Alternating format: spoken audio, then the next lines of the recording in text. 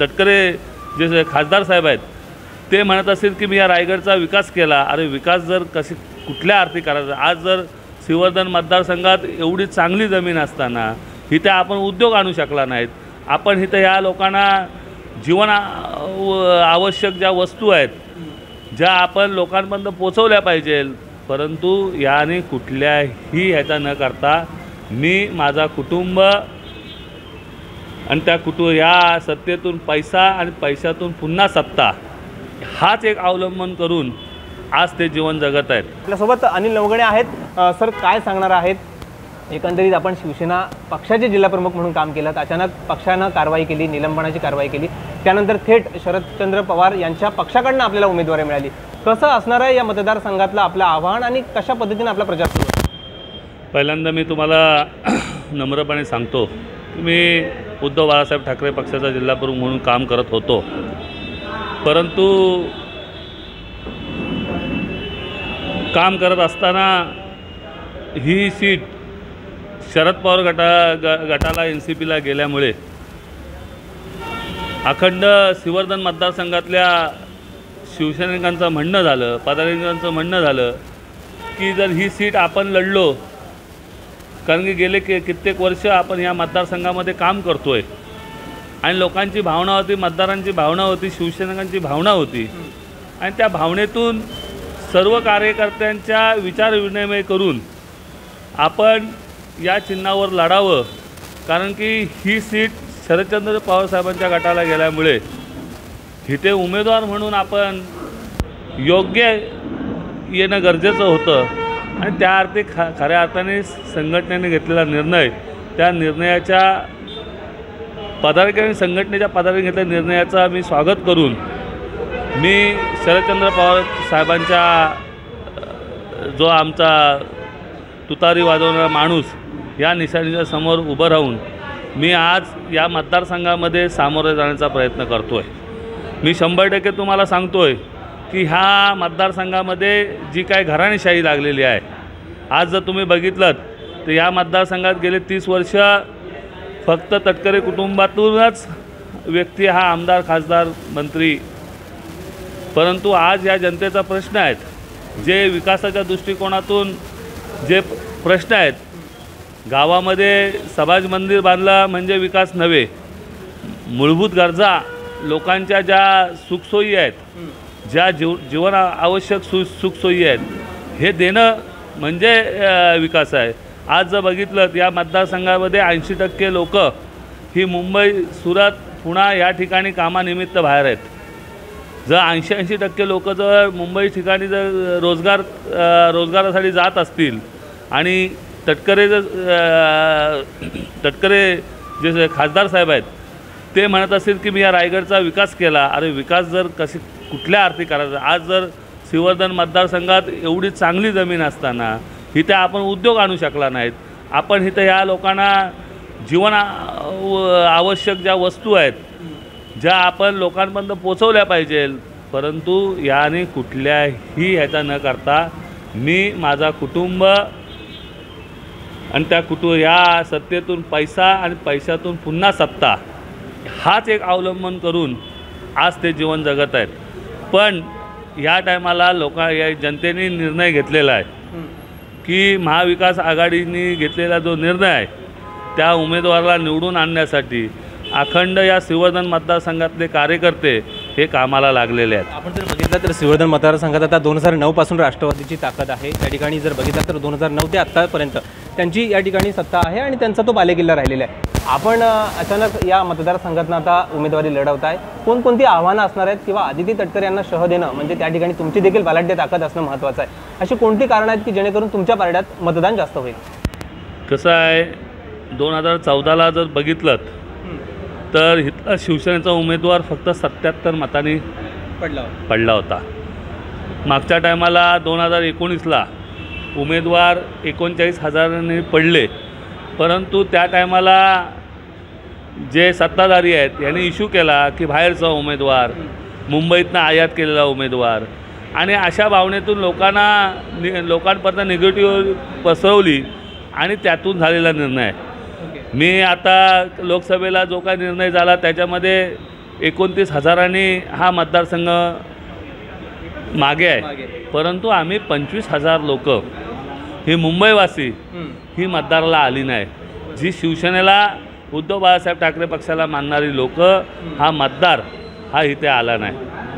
अनेक त्याची मुख्य कारणं काय आहेत की मतदार या ठिकाणी आले? शेवटी कसं आहे, आमचे जे उमेदवार होते हे ह्याने आयुष्यभरात कधी भ्रष्टाचार कधी केलं नाही. फक्त लोकांची सेवा करणं. जे आमचे आनंद गीते साहेब होते त्यांनी फक्त लोकांची सेवा करणं, लोकांची ह्याच्यातूनच ह्या साऱ्या गोष्टी केल्या. त्यामुळे लागणारा जो हे आहे, पण आता जनतेने निर्णय घेतलेला आहे की आम्ही स्वतःहून या टायमाला जी घराणेशाही संपवण्यासाठी आम्ही स्वतःहून येऊन मतदार करणार आहोत. आणि त्याच्यामुळे सर्व फॅक्टर आहेत.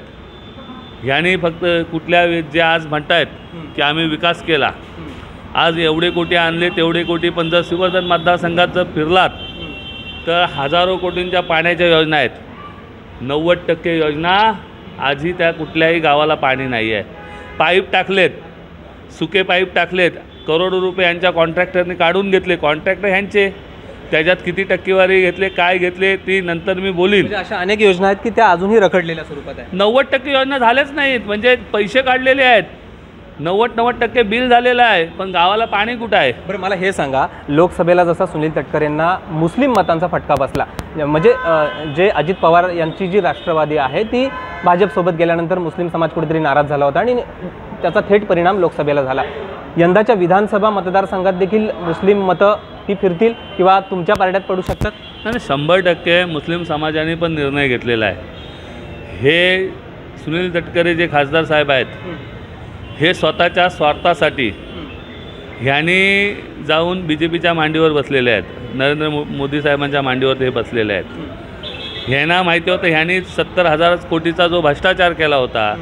नरेंद्र मोदी साहेब जेव्हा बोलले की आत्ता कुठल्याही परिस्थितीत जो 70,000 कोटीचा घोटाळा आहे हा मी बाहेर काढणार, जेव्हा ह्यांना कळलं की आपण या महिन्याभराच्या आत जेलमध्ये जाऊ आणि मग कायमस्वरूपी 5-6 वर्ष काय जेलमधनं बाहेर येत नाही, हे लक्षात आल्यानंतर अचानकपणे घेतलेला निर्णय जो मुस्लिम बांधव खूप वर्षापासून त्यांच्याबरोबर एक बांधिलकी ठेवून की आपला माणूस म्हणून जो काय निर्णय घेतला होता, पण हे सर्व बघितल्यानंतर एकदा मुस्लिम मतं विधानसभेला देखील 100% मुस्लिम बांधव उद्धव बाळासाहेब ठाकरे, शरद पवार साहेब आणि राहुलजी गांधी यांच्याच मागं मुस्लिम मतदार राहणार. बरं, शेवटच्या टप्प्यात जाऊयात आपण. ज्या आपल्या महाविकास आघाडीच्या घटक पक्षात असलेला काँग्रेस पक्ष आणि या काँग्रेस पक्षाचा देखील उमेदवार आपल्या श्रीवर्धन मतदारसंघातनं बंडखोरी करताना पाहायला मिळतोय. काँग्रेसनं देखील सक्त ताकीद दिलेली आहे की त्याला मदत करायची नाही आहे. मात्र काँग्रेसचे अंतर्गत जे 5 तालुक्याचे तालुका प्रमुख आहेत त्यांनी याच उमेदवाराला मदत करण्याचं कुठेतरी आश्वासन दिल्याच्या चर्चा आहेत. त्याचा कितपत फटका आपल्याला बसेल? नाही, कसं आहे, आदरणीय त्यांचे जिल्हा अध्यक्ष महेंद्रजी घरत साहेब कालच त्यांनी मला पत्र दिलं. रणजित मालोरे आमचे जे काय हे आहेत कार्यकर्ते आहेत, माझ्या घरातले आहेत, कुटुंबातले आहेत, ते काल त्यांना जाऊन भेटले.